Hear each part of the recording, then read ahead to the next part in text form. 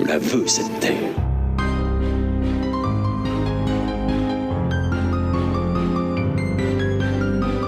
Succession. Conflit, rivalité et transmission du pouvoir. We would like to know how the succession will be handled. Rhaenyra is my heir. Upon my death, my throne and my titles will pass to her. Une série d'été du podcast Parole d'Histoire, présentée par André Loez. Le roi Charles IX est mort. Vive le roi Henri III!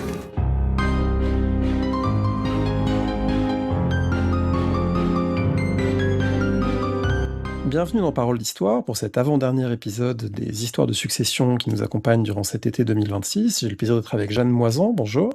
Bonjour. Vous êtes professeur d'histoire contemporaine à Paris-Nanterre et on va parler ensemble de l'Espagne au XIXe siècle. Et à vrai dire, c'est une histoire, c'est peut-être la première à laquelle j'ai pensé en préparant cette série parce que lorsqu'on avait fait ensemble une émission autour de votre livre sur la commune de Carthagène dans la crise politique espagnole des années 1870, j'avais découvert à cette occasion à quel point l'histoire espagnole du XIXe siècle, qu'on connaît très mal en France en général, est fascinante, et notamment parce que on se dispute le trône, et on dispute aussi l'idée qu'il puisse y avoir un trône, et donc on va en parler sur ce long XIXe siècle, même si le point nodal de cette crise, c'est entre 1868 et 1874. Peut-être pour commencer, il faut dire que la succession d'Espagne, si on dit ça en général, les gens qui connaissent un peu l'histoire, quand on parle de succession d'Espagne, c'est pas au XIXe siècle qu'on pense plutôt à la période de Louis XIV et à la Grande Guerre qui a amené au trône les Bourbons. Est-ce que juste pour commencer, on peut situer de quoi il est question ? Là, c'est donc un premier grand moment de crise de succession qui est lié à la mort sans descendant du dernier Habsbourg d'Espagne, Charles II. Cette mort sans descendant déclenche une guerre aux dimensions européennes, avec notamment dans les grands prétendants au trône, la France d'un côté qui impulse la candidature de celui qui va devenir Philippe V, qui est le petit-fils de Louis XIV, et côté de l'Empire d'Autriche, où on prétend que les Habsbourg sont autrichiens et que donc ils ont aussi droit à hériter de ce trône. Et donc une guerre aux dimensions européennes se déclenche.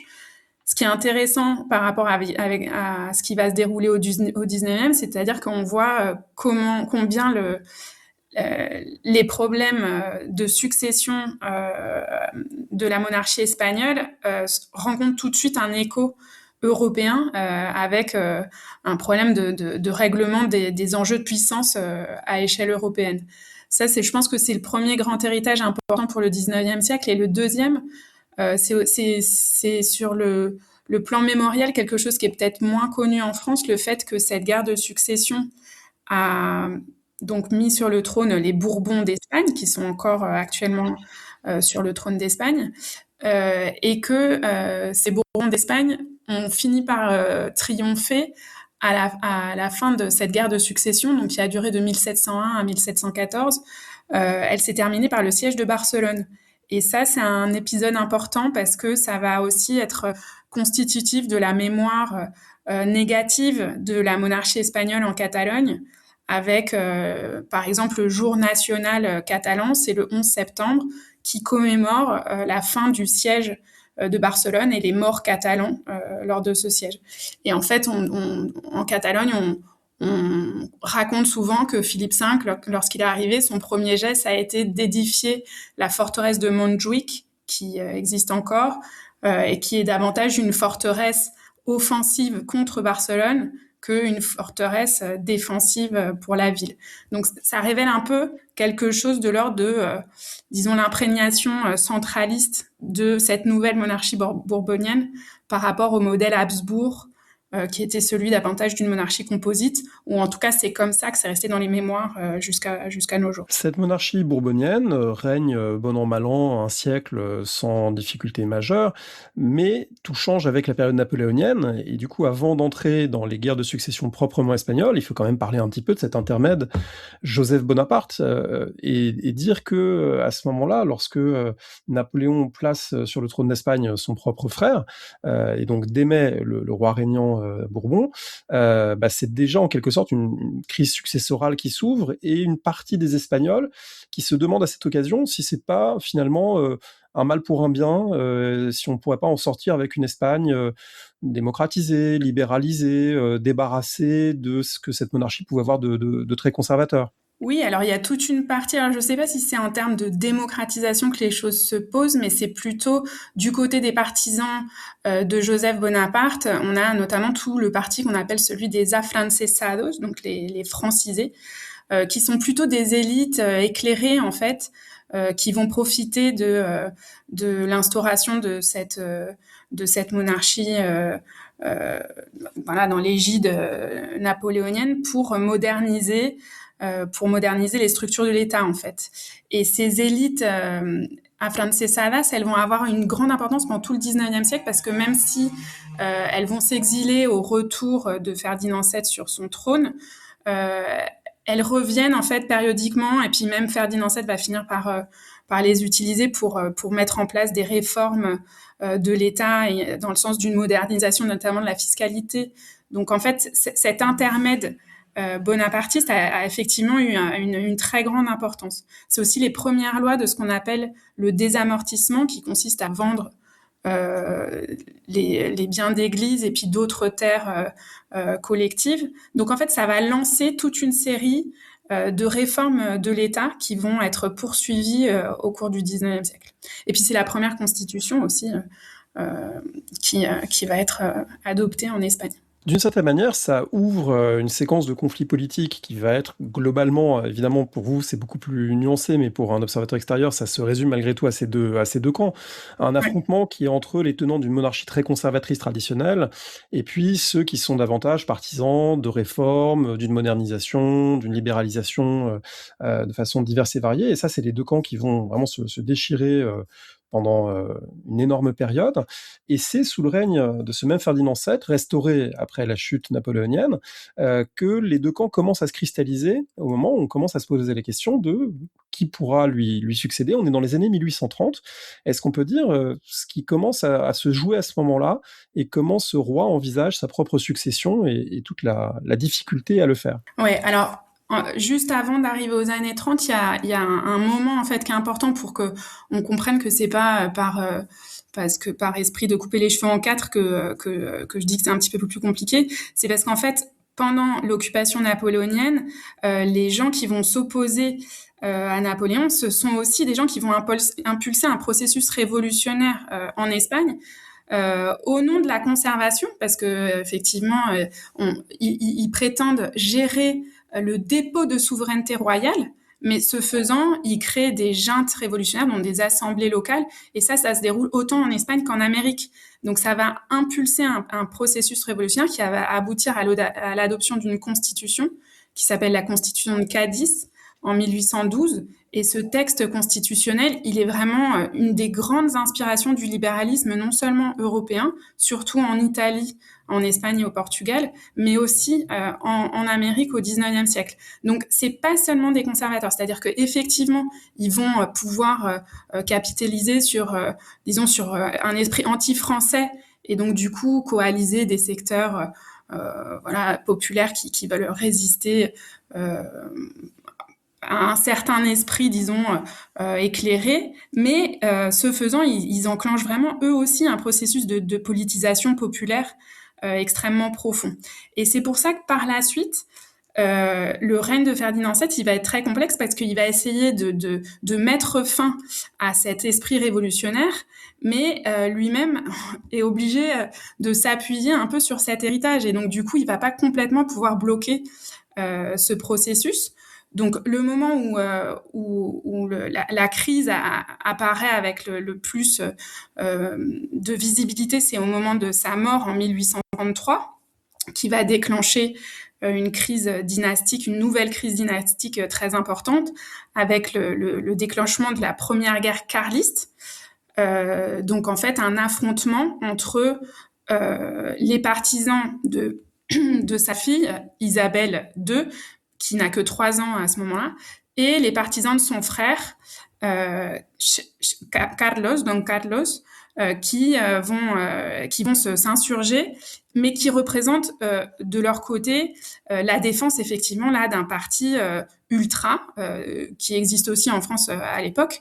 Enfin, en gros, c'est des légitimistes qui prétendent rétablir le sens de la monarchie absolutiste, dont la légitimité est exclusivement dynastique. Enfin, un sens, disons, très conservateur de la monarchie. Donc, pendant les guerres carlistes, on va effectivement voir vraiment ce que vous êtes en train de souligner, cet affrontement très net entre une monarchie modernisée ou une monarchie dont on va chercher à rétablir une tradition déjà perdue, en fait.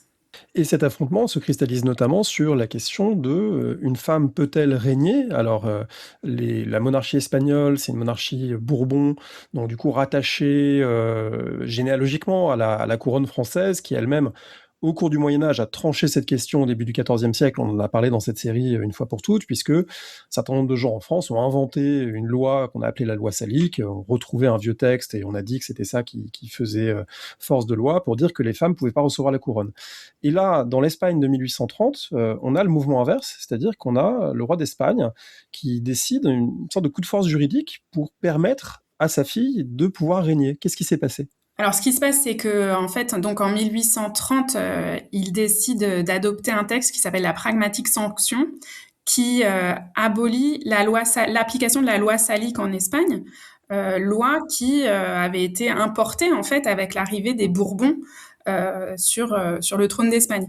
Donc, en fait, il va abolir cette loi salique parce qu'en fait, il vient d'avoir une fille et qu'il se dit que le problème de la succession commence à devenir évident, d'autant que le parti ultra, ou le parti qu'on appelle aussi apostolique, commence à être de plus en plus remuant contre lui. Donc, il sait très bien en fait que s'il meurt, son frère risque de promouvoir une forme de contre-révolution. Donc, il abroge la loi salique. C'est pas par féminisme personnel, c'est pas par conviction féministe que c'est adopté. Non, mais ce qui est intéressant, c'est l'argument autour du retour à une tradition de la monarchie espagnole, en fait, parce que ça va permettre d'agglomérer des gens qui peuvent argumenter aussi autour de la tradition, donc c'est tradition pour tradition, et puis un certain libéralisme qui est justement le libéralisme de Cadiz, qui est un libéralisme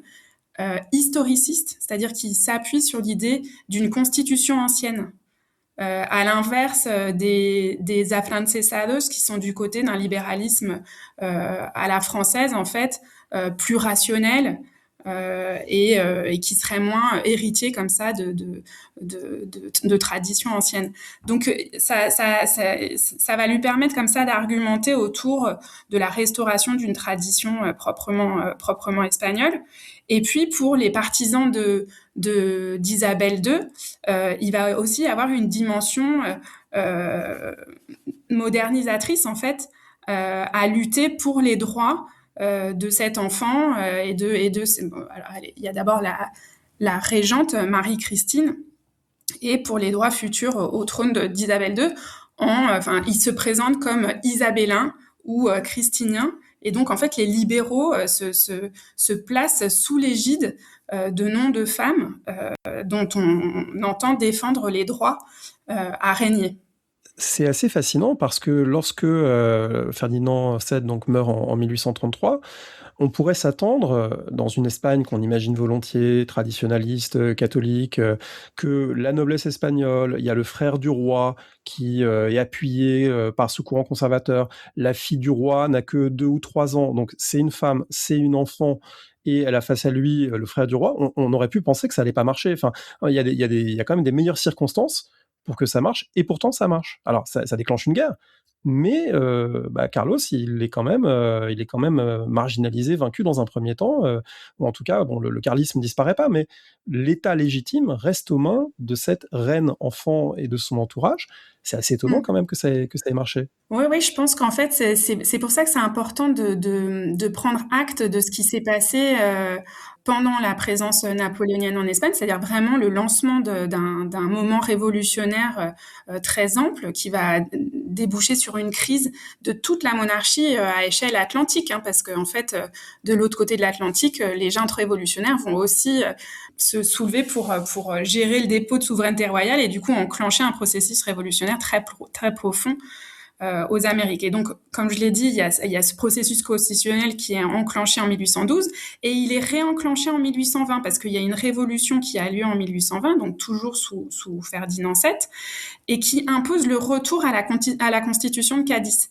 Et là, les historiens européens commencent à en tenir compte, mais on tarde à réussir à le diffuser à une échelle un peu plus ample. Maintenant, on se rend compte que le libéralisme est particulièrement fort en Espagne et puis aussi dans des pays qu'on soupçonnait peu d'avant-gardisme politique, comme l'Italie et le Portugal. Enfin, c'est en 1820. Même le mot en fait libéral et libéralisme sont nés en Espagne. Enfin, c'est des choses dont on prend peu compte parce qu'on imagine que le modèle est avant tout britannique, mais en fait les libéraux c'est ceux qui s'opposent aux serviles en Espagne et c'est un concept politique qui naît après le retour sur son trône de Ferdinand VII. Donc il y a vraiment un moment révolutionnaire en 1820 qui se diffuse à échelle européenne, qui va mobiliser la Sainte Alliance qui était née dans le sillage du Congrès de Vienne. Et donc du coup les Français vont intervenir avec une armée qui s'appelle l'armée des 100 000 fils de Saint-Louis pour mettre fin en 1823 à ce moment révolutionnaire.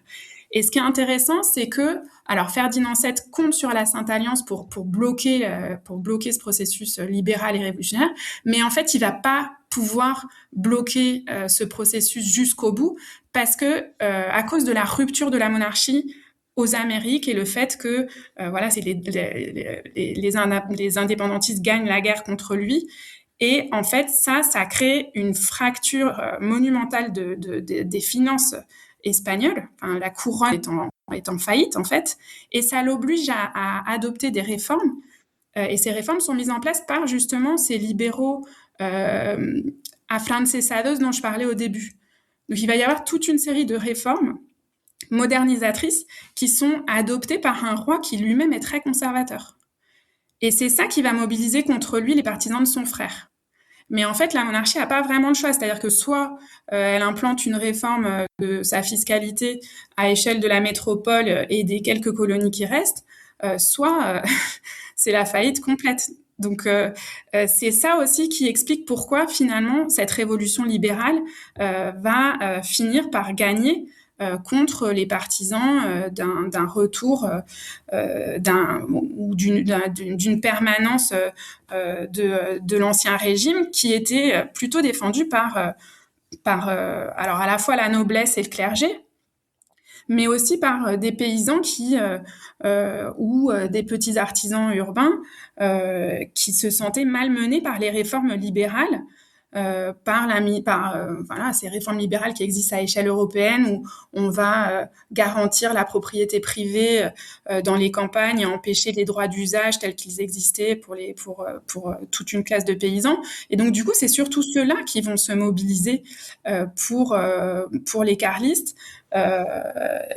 Mais il y a beaucoup de classes sociales qui sont modernisatrices et très libérales dans l'Espagne de ces années 1820-1830, contrairement à l'image qu'on peut en avoir en France, notamment aujourd'hui. En vous écoutant, je me dis que on gagnerait à relire les pièces de Victor Hugo, en particulier Hernani, Ruy Blas, à la lumière de ces débats sur l'Espagne, parce qu'aujourd'hui, c'est un peu vague pour nous, mais en fait, il dialogue avec l'histoire espagnole, avec le présent espagnol, quand il met en scène tout ça pour le public de l'époque. Il suit ça de près dans les journaux français, parce qu'en France, il y a eu une révolution libérale en 1830. Enfin voilà, je pense que tout ça est plus connecté qu'on ne le voit aujourd'hui quand on lit ça que purement comme des œuvres littéraires. Bon, c'est une Petite parenthèse. Oui, non, mais vous avez parfaitement raison, d'autant qu'en fait, il y avait beaucoup d'exilés espagnols qui étaient présents à Paris et à Londres et qui alimentaient toute la production culturelle, littéraire, journalistique. Donc, en fait, c'était des choses qui, effectivement, étaient très connues par les gens qu'on continue à lire aujourd'hui. Alors, si on arrive aux années 1860, il y a un truc assez paradoxal qui se passe, c'est que cette reine qui est parvenue à s'accrocher enfant à un trône menacé, qui maintenant arrive à l'âge adulte, elle est née en 1830, donc voilà, elle est dans sa trentaine, elle règne. Son principal ennemi, son oncle Carlos, est mort en 1855, donc on pourrait dire qu'on est tranquille de ce côté-là. Et pourtant, elle aussi, elle est balayée par un séisme politique dans les années 1860. Donc, qu'est-ce qui s'est passé pour que cette figure de la modernité libérale, en quelque sorte, à son tour, soit déboulonnée? Alors, ce qui s'est passé, c'est que donc pendant ces années-là se met en place petit à petit une monarchie parlementaire, voilà, qui peut faire penser à d'autres modèles britanniques ou français de la même époque ou belges. Avec donc cette idée qu'il y a à la fois la couronne et un parlement qui fonctionne, des élections au suffrage censitaire, enfin rien de très spécial en fait à échelle européenne, mais il y a quand même plusieurs éléments qui dénotent en fait et qui rendent ce système plus fragile. C'est d'une part le fait que donc, parmi les libéraux, il y a deux camps qui commencent à se dessiner de plus en plus dans les années 1830-1840. C'est d'une part les libéraux qui s'auto-intitulent modérés et d'autre part ceux qui s'appellent progressistes. Et les modérés, en fait, parviennent à être pratiquement exclusivement appelés au pouvoir et au gouvernement par la reine. Alors que les progressistes se plaignent d'être systématiquement exclus et qu'en fait, ils n'arrivent à parvenir au pouvoir que par des mouvements révolutionnaires. Donc, il y a plusieurs de ces mouvements révolutionnaires qui se répètent sous le règne d'Isabelle II, en 1840, en 1854, puis à nouveau, et là, c'est ce qui aboutit à sa fin, en 1868. Donc les progressistes, ce sont des libéraux qui aimeraient pouvoir accéder au pouvoir dans des conditions normales sous cette monarchie parlementaire, mais qui n'y parviennent pas. Et en 1868, en fait, ils parviennent à agréger autour d'eux toute une série de mécontents qui sont sur leur droite les unionistes, donc c'est d'autres libéraux qui étaient parvenus aussi un peu dans le sillage des modérés à être appelés au pouvoir régulièrement, et à leur gauche, les républicains. Et en fait, ces trois composantes,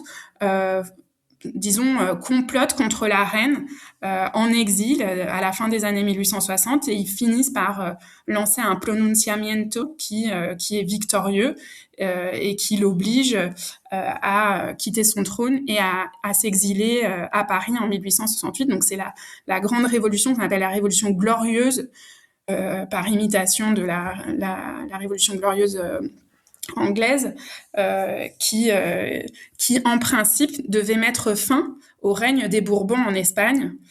Sauf que, fin de l'histoire, ils vont réussir à revenir en fin 1874. Alors, entre-temps, il s'est passé beaucoup de choses qu'on va essayer de clarifier.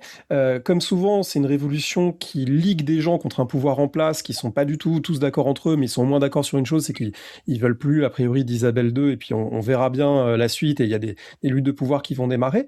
Au passage, en préparant cette émission, vous me disiez qu'il y a une composante de cette révolution de 1868, qui est une composante anti-féminine, que l'honneur de l'Espagne doit être rétabli contre cette reine femme qui l'aurait mis à mal. Oui, alors effectivement, il y a des travaux qui ont été vraiment consacrés à l'importance de cette dimension genrée de la perception du règne d'Isabelle II. Je pense notamment aux travaux d'Isabel Bourdiel, qui est professeure à Valence et qui a écrit un livre qui s'appelle On ne peut pas régner innocemment, no se puede reinar inocentemente, sur Isabelle II. Et en fait, ce qu'elle montre, c'est que le problème, enfin, il y a deux manières de le voir. Le premier, c'est le fait que les modérés, donc qui sont vraiment ceux qui cherchent à squatter le pouvoir et à vraiment à être proches de la reine et à l'influencer le plus possible, ont cette idée qu'il faut que la couronne soit plus forte que le Parlement. Donc ils sont dans un schéma institutionnel qui donne le primat à la couronne. Mais en même temps, la couronne est féminine. Et comme ils sont dans un schéma très 19e siècle, des rapports de genre avec cette idée que la femme doit être un ange du foyer, et que donc elle ne peut pas avoir, disons, la place que pourrait avoir une femme aristocrate. Elle ne peut pas avoir cette autonomie disons, d'une femme aristocrate d'ancien régime. Elle doit plutôt imiter la femme bourgeoise moderne, en fait. Dont la reine Victoria donne le modèle au même moment en étant en retrait politiquement, mais en étant une très bonne ménagère avec ses innombrables enfants. Voilà, exactement. En fait, ça, c'est... D'ailleurs, la comparaison est très intéressante parce qu'en fait, Victoria, ce serait une Isabelle II réussie, en fait. C'est-à-dire qu'elle parvient à mettre en place cette représentation d'une monarchie modernisée où la reine a à la fois beaucoup de pouvoir, mais en même temps, c'est le symbole de l'ange du foyer bourgeois, quoi. Et en fait, ça, c'est possible parce que, de fait, dans la structure de pouvoir britannique, elle ne prend pas le pas sur le Parlement. Alors que là, on attend de cette reine qu'elle prenne le pas sur le Parlement et en même temps, on lui dénie toute autonomie politique. Et là où ça va devenir spécialement, en fait, c'est là où c'est intéressant pour les historiennes du genre, c'est qu'on voit à quel point l'intime et le politique est mêlé. C'est le fait que elle se laisse pas du tout, disons, réduire à cette image de l'ange domestique, parce qu'en fait, elle est très mal mariée à 16 ans avec un cousin qui s'appelle Francisco de Assis, qui est réputé dans l'opinion populaire efféminé et carliste. Donc en fait, pour toute une partie des libéraux, notamment madrilènes, dans les années 1840, quand on commence à connaître à la reine ses premiers favoris, et notamment un général qui s'appelle le général Serrano, qui est très important dans la Révolution de 1868, et ben on va finalement la soutenir en disant c'est pas étonnant qu'elle ait des favoris, elle fait bien parce qu'elle est comme emprisonnée par les modérés qui l'avouent à un mari qui est pas un bon mari et qui en plus est carliste. Donc au départ, il va y avoir comme ça une possibilité, disons, de soutenir cette autonomie sexuelle de la reine, mais petit à petit, à mesure que en fait elle se met du côté des modérés et que elle devient aussi de plus en plus répressive dans l'exercice de son pouvoir contre les libéraux progressistes et contre les républicains, et ben toutes les frasques royales vont être utilisées politiquement contre elle, et ça va déboucher finalement sur ce cri qui est vraiment fondateur de la Révolution de 1868, celui de España con honra, donc l'Espagne avec son honneur, va rétablir l'honneur de l'Espagne, qui aurait été piétiné par les comportements sexuels de cette reine. Non, je voulais juste dire qu'en fait, on le voit aussi à travers la circulation très intense d'écrits pornographiques, d'écrits et de gravures pornographiques dans les années 1860. Donc c'est pas seulement une vue de l'esprit. Enfin, on voit vraiment qu'il y a Isabelle Burdiel, elle parle d'un espace public un peu comme celui de la France de la fin du XVIIIe siècle, en fait, où la Révolution s'accompagne de cette délégitimation du couple royal, notamment par la pornographie, en fait. Alors, restaurer l'honneur de l'Espagne, c'est bien, mais trouver un système politique, c'est peut-être mieux, et ça va être plus compliqué qu'on ne pense. En septembre 1868, Isabelle II est donc écartée du pouvoir, mais en revanche, l'Espagne entre dans une série d'incertitudes politiques, à la fois très créative, avec plein d'idées, plein de gens qui ont des propositions plus ou moins crédibles, baroques. Il y a des idées de république, il y a plein de possibilités monarchiques. Moi, une des choses qui m'a le plus fasciné, c'est cette quête d'un roi, cette idée qu'on veut plus d'Isabelle, mais c'est pas non plus pour se jeter dans les bras des carlistes, pour une majorité des gens qui sont des révolutionnaires, c'est pas du tout la voie qu'ils veulent prendre.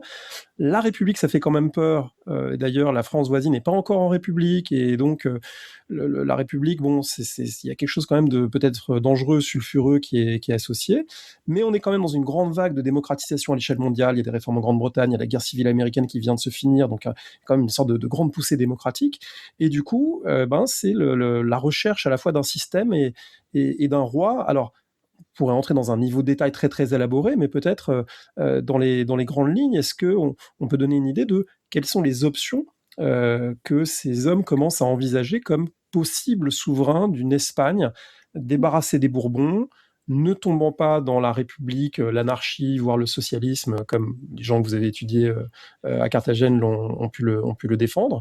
Voilà, mais quelle serait la voie moyenne monarchique que plusieurs essayent d'imaginer? Alors en fait, ce qui est intéressant, c'est que chaque parti a un peu son candidat. Donc effectivement, la concurrence est très intense.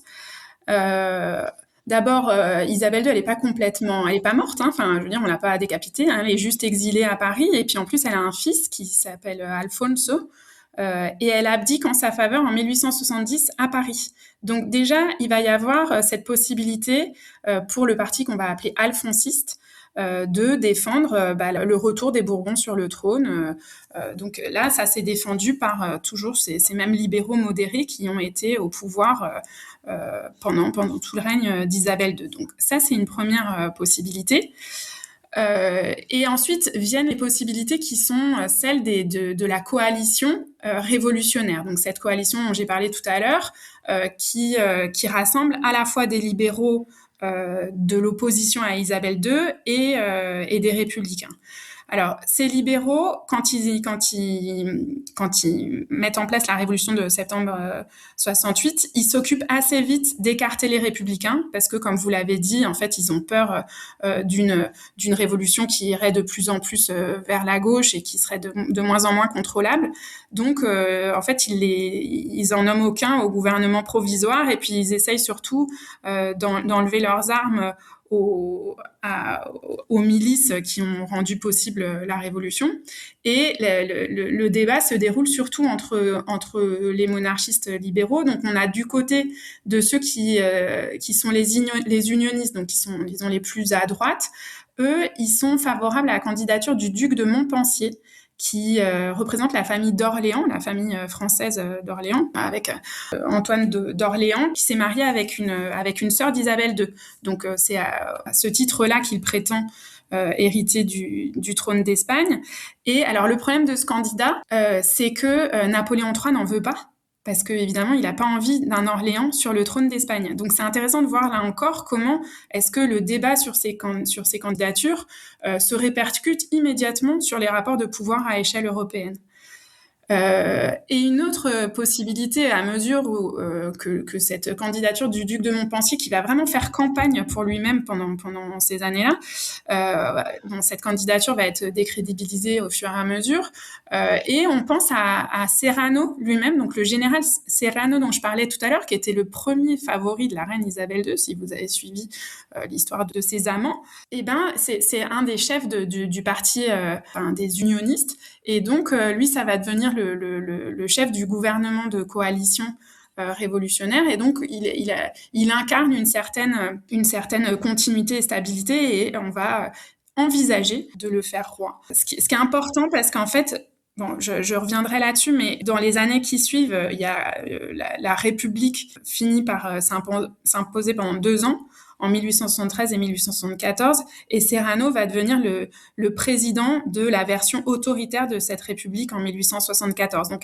il y a toujours la tentation, finalement, de se dire c'est tellement compliqué de se mettre d'accord sur un roi que si on arrive à mettre en place une République conservatrice menée par un général, finalement, c'est pas si mal, quoi. D'autant qu'il y a Mac Mahon de l'autre côté des Pyrénées qui joue exactement ce rôle dans les débuts de la Troisième République post-commune, donc bon, ça pourrait fonctionner. Oui, en 74, en fait, le modèle de la République de tiers, il inspire un certain nombre de ces ex-révolutionnaires, quoi. J'ai lu aussi qu'il y a des gens qui sont tentés de réunifier la péninsule, comme aux grandes heures de la fin du XVIe siècle, dans un contexte aussi d'unification de l'Italie, d'unification de l'Allemagne, et des gens qui disent, bon, pourquoi pas en profiter de cette crise dynastique diplomatique pour après tout absorber le Portugal ou être absorbé par la famille régnante portugaise. On ne sait pas trop dans quel sens ça irait, mais il y a une tentation de cet ordre-là. Oui, ça c'est l'Union ibérique, donc c'est un rêve qui est très fort à la fois chez les libéraux progressistes et chez certains républicains espagnols à cette époque-là, qui fait moins rêver au Portugal parce que les Portugais se méfient des Espagnols et de leur tendance à la domination. Mais donc là, oui, effectivement, ça c'est une des possibilités qui est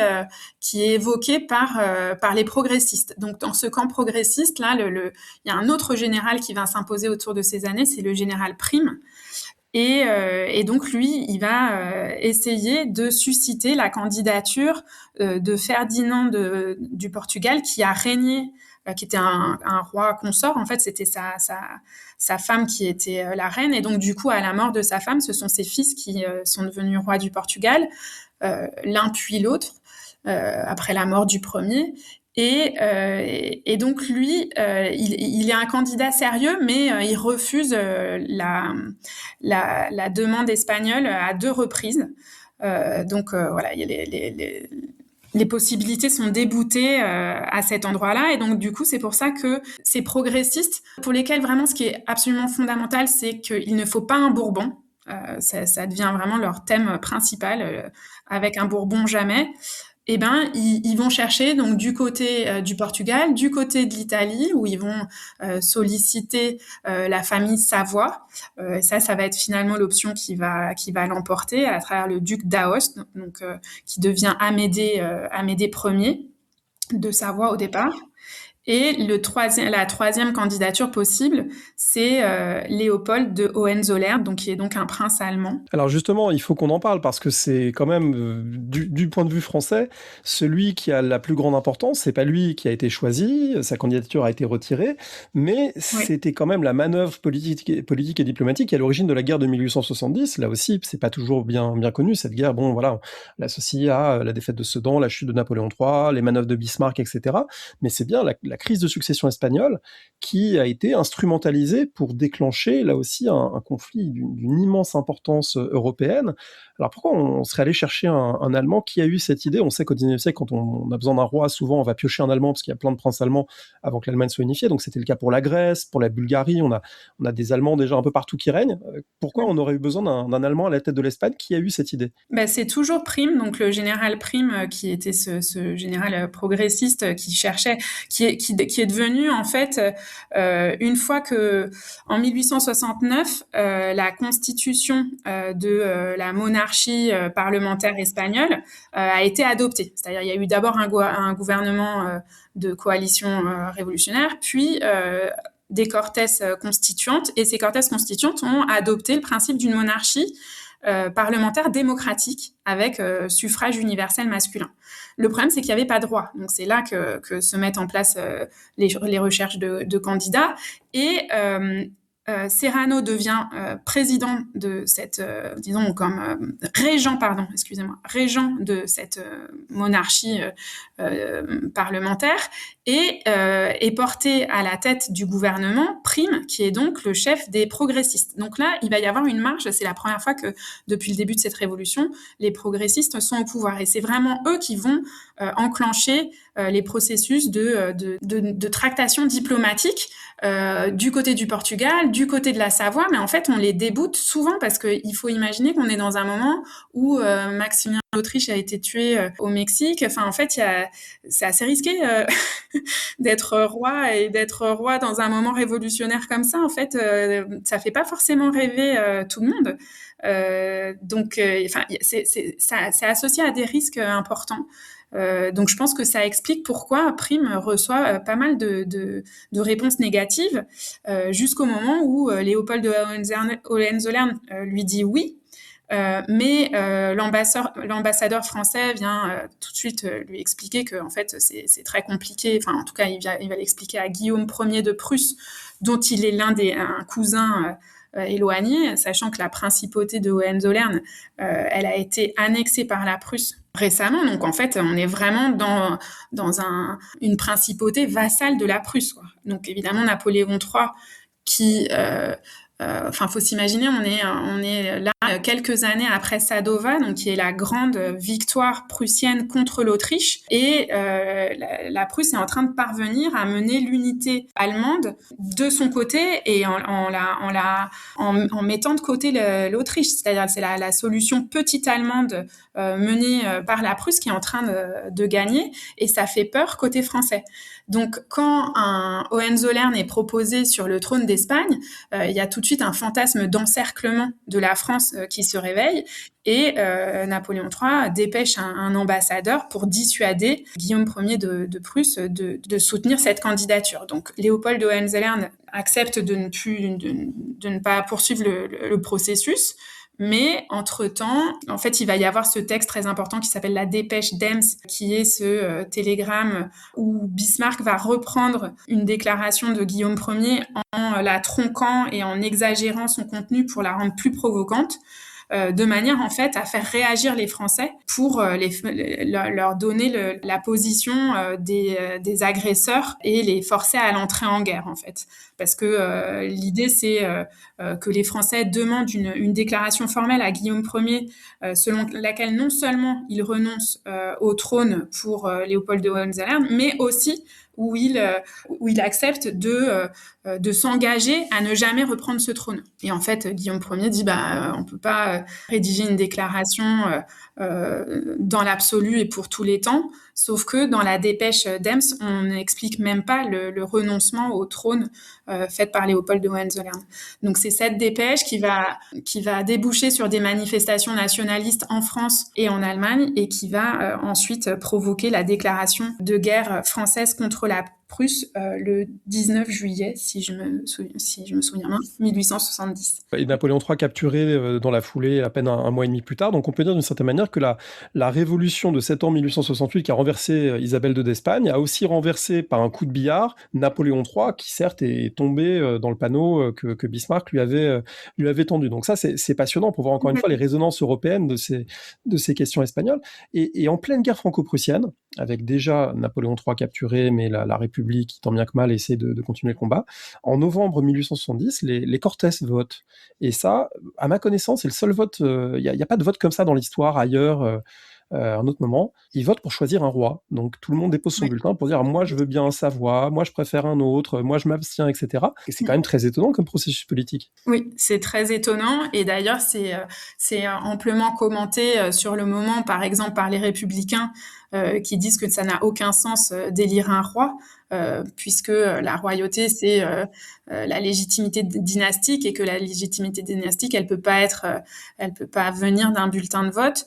Encore moins d'un bulletin de vote pas unanime. À la limite, si les Cortés unanimes s'étaient levés, avaient fait une déclaration solennelle pour dire on est tous d'accord, on veut tous le même roi, bon, on aurait pu imaginer que ça ressemble un peu à ce qui s'est passé avec le retour de Louis XVIII en France, où il était unanimement accueilli par les députés qui restaient après la chute de Napoléon, machin. Mais là, il y a plein d'abstentions, il y a plein de votes non. Donc c'est quand même compliqué comme processus. Oui, ça révèle le fait que c'est une monarchie qui peut pas faire adhérer à l'unanimité ni l'ensemble des députés ni encore moins l'ensemble des Espagnols, avec ce facteur aggravant qui revient beaucoup dans les débats. C'est-à-dire que dans les débats il y a le fait que c'est absurde de voter pour un roi, et il y a aussi le fait que dans tous les cas on vote pour un roi étranger, et ça c'est vraiment très présent dans les sources de l'époque, où en fait il y a toute une série d'acteurs politiques qui trouvent absurde de faire venir à la tête du royaume un roi ou portugais ou italien ou allemand. Et en fait ça explique aussi le fait qu'il y a certaines candidatures un peu étranges qui sont proposées, comme celle de Serrano dont j'ai parlé tout à l'heure, ou celle d'Espartero, qui était un autre général, celui qui avait vaincu les carlistes pendant la première guerre carliste, celui qui a signé le traité de paix en 1839 entre carlistes et libéraux. Le général Espartero, qui a été régent aussi du royaume pendant la révolution de 1840 et qui a 77 ans au moment de la révolution de 1868, et dont on pense que finalement ce serait une manière de mettre en place cette monarchie parlementaire et démocratique pour finir par déboucher sur une république, puisqu'il n'a pas d'enfant et qu'il est très âgé, et qu'en fait, ça permettrait de diriger cette république vers un système de république conservatrice pour la garantir contre tout débordement trop fédéraliste ou trop socialiste du système républicain. Alors, toute cette période extraordinairement dense et complexe, on appelle ça le Sexenio Democratico, les 6 années démocratiques, ça prend fin en 1874 et ça prend fin par un retour à l'ordre apparent et un retour à l'ancienne famille régnante.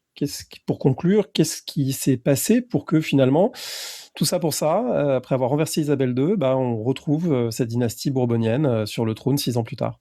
En fait, ce qui s'est passé, c'est que toutes les autres formules ont été un peu menées jusqu'à leur extrémité.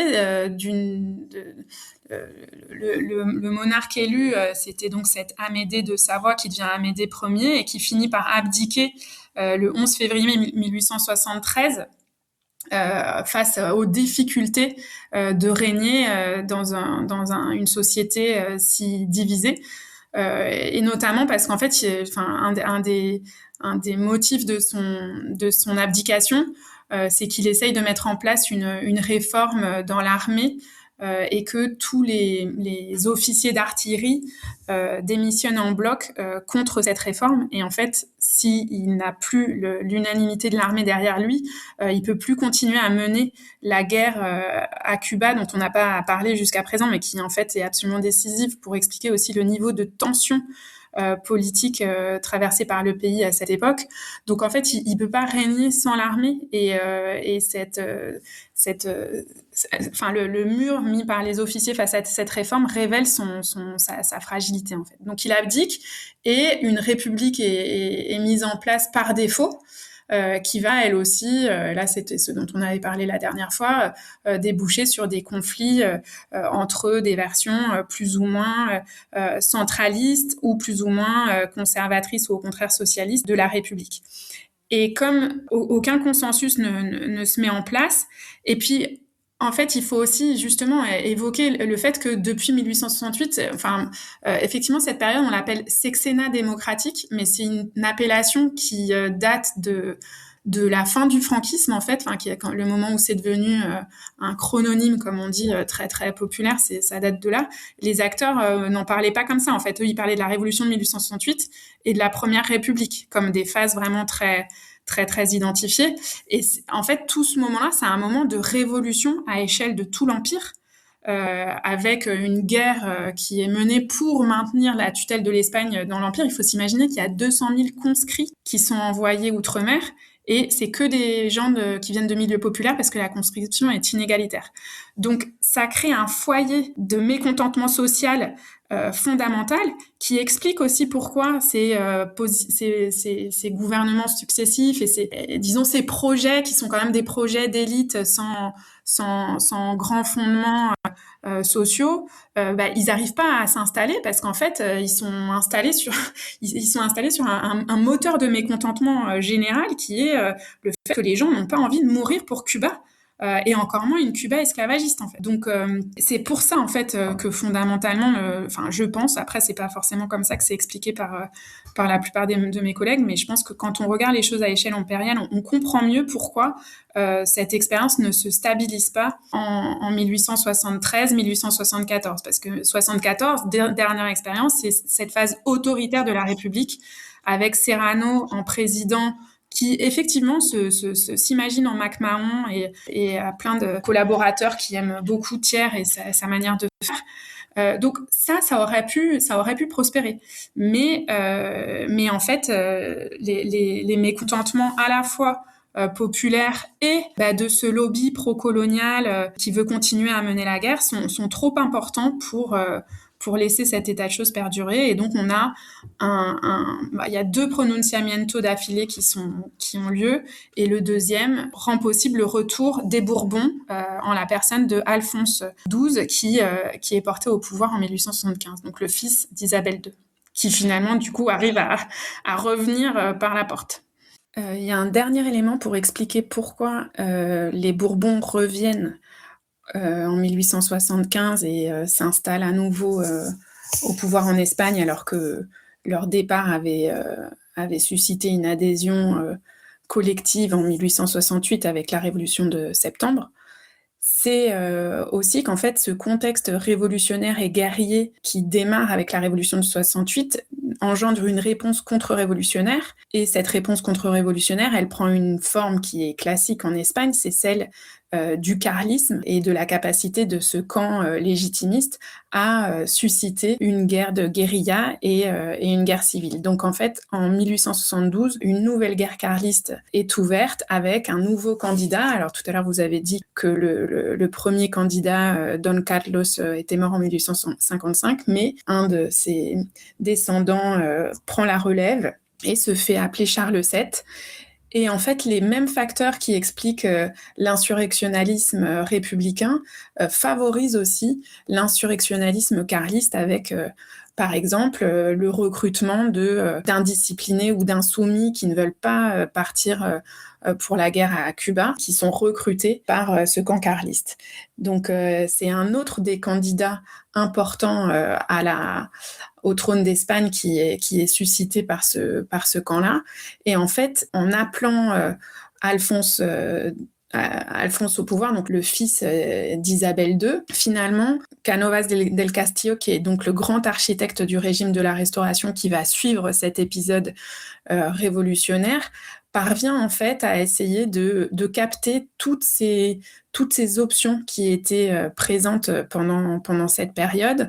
Sur sa gauche, il parvient à capter les libéraux, voire même certains républicains qui s'appellent les possibilistes, donc des républicains conservateurs qui considèrent qu'une fois que le suffrage universel sera finalement redonné en 1891, cette monarchie parlementaire satisfait leurs appétits.